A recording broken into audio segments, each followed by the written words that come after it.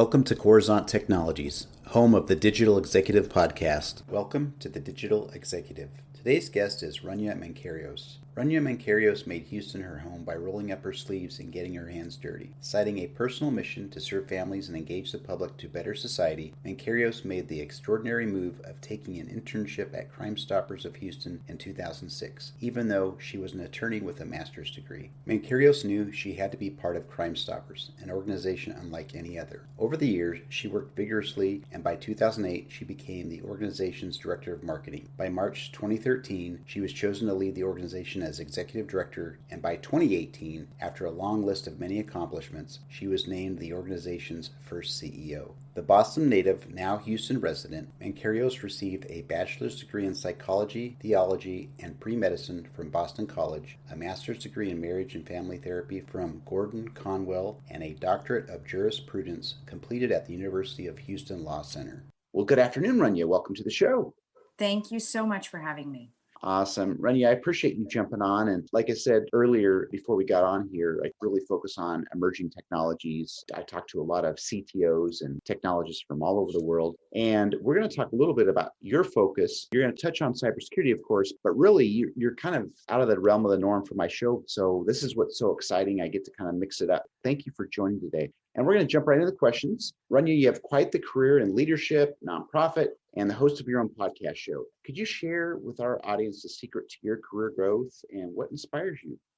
Yeah, I'd love to actually. So career growth is an interesting one. I have a master's degree in marriage and family therapy. I went to law school and I used to run a company out of the Northeast where I'm originally from, born and raised in Boston. But my passion and inspiration has always come from people. I love people. I love looking at people. I love seeing what makes them happy, sad. And I moved to Houston and realized, I didn't want to do straight law. I sort of jumped into the nonprofit sector and found this organization called Crime Stoppers. Originally it was like, the name is terrible. The website was horrific at the time. And I was like, I'll just go interview because I'm in a new city and I'm learning about people and nonprofits in this area. But I walked in and I fell in love with the mission. And they said, look, all we have is an internship at $10 an hour. You're way overqualified. And I said, I'll take it. I will take it. And my husband thought I was nuts. My family and friends thought I was crazy. But I realized that there was something so valuable in this nonprofit. I worked really, really hard. I'm not one to have an ego, and I hate job descriptions. And I don't like when people say, oh, you want me to do, but it's right outside my job description. So I didn't do any of that. And I've never done that. And I grew. And I'm now the CEO of the organization. This is many years later. And I maintain that by recognizing that I'm the face of the organization. I've been willing to marry my personal brand with the mission of the organization. I recognize that you have to hire the best people you can find and really step out of their way. I don't know the details of a lot of their things, but I am very good at understanding sort of the big picture and where we need to go. And being inspired by people and their stories, I've sort of led and gotten up every day with a heart full of love for people, really. I have a lot of grace and I have a lot of respect. And I show that every day and I'm happy to show it, but I also expect it. I'm willing to fight and respond when people don't show that. So it's been an interesting journey and I've loved every moment of it. And I look forward to what's ahead.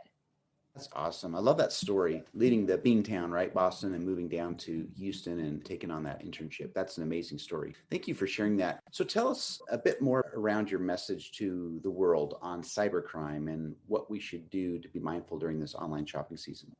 Well, it's been interesting to recognize that the people who are targeted the most in terms of cybercrime, and for me, I look at, shopping scams or cyberbullying, identity theft, et cetera, are the people that aren't really tapping in and Googling and reading about cybersecurity. It's like the women in the house, it's the elderly, it's the millennials, it's the kids. And I have felt very passionate about reaching those groups, explaining what cyber crimes look like, what they can present like, what their effects are. I was just talking to a group of 7th graders about clickbait, about all those quizzes, pop quizzes they get, or click here to tell us your favorite so-and-so, or the information they so freely put in when they want to download an app or take a survey or do whatever. Click to purchase. I find those groups to be really important to reach out to. And I talk to them again about every angle of cybersecurity that they might be affected by or targeted by, that they may not realize. And in those conversations have been very enriching. They grow every year in terms of people who realize that they're interested. Unfortunately, you have a handful that say, well, I've been a victim. And so now what do I do? And we learn together and grow together that way. But it's been really fulfilling.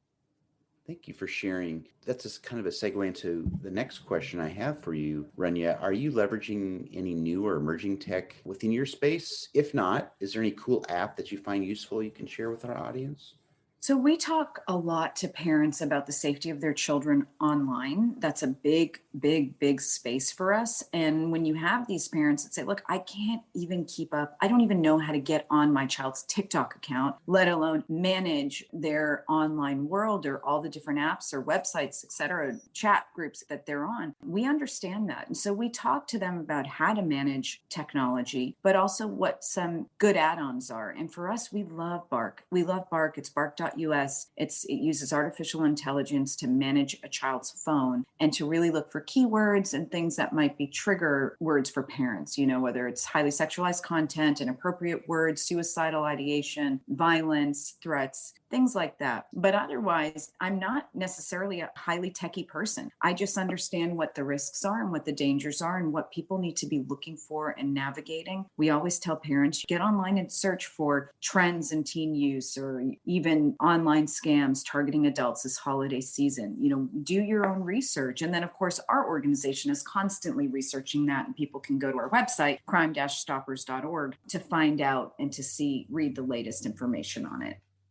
Thank you for sharing. And Rania, last question here, but our audience, our global audience, would like to know a little bit more about you. Can you share something from your career experience that would be helpful for those looking to grow their career in leadership or, even cybersecurity if you wanted to touch on it?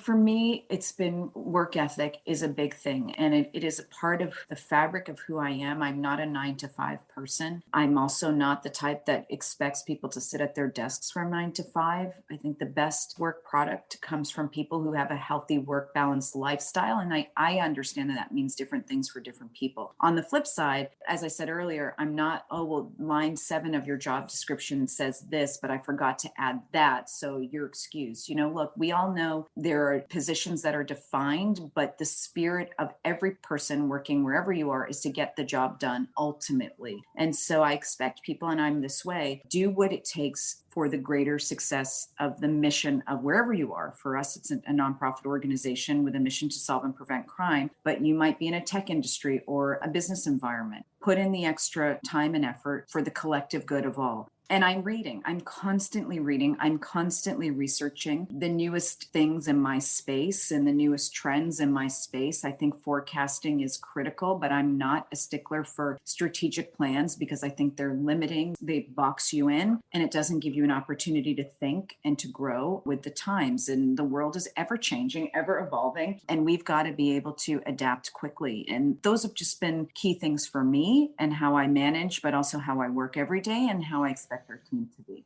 Thank you for sharing that, Rania. I appreciate it, and I know our audience would appreciate that as well. And Rania, it was just a pleasure having you on today. I look forward to speaking with you real soon. You got it. Thank you so much for having me. Bye for now.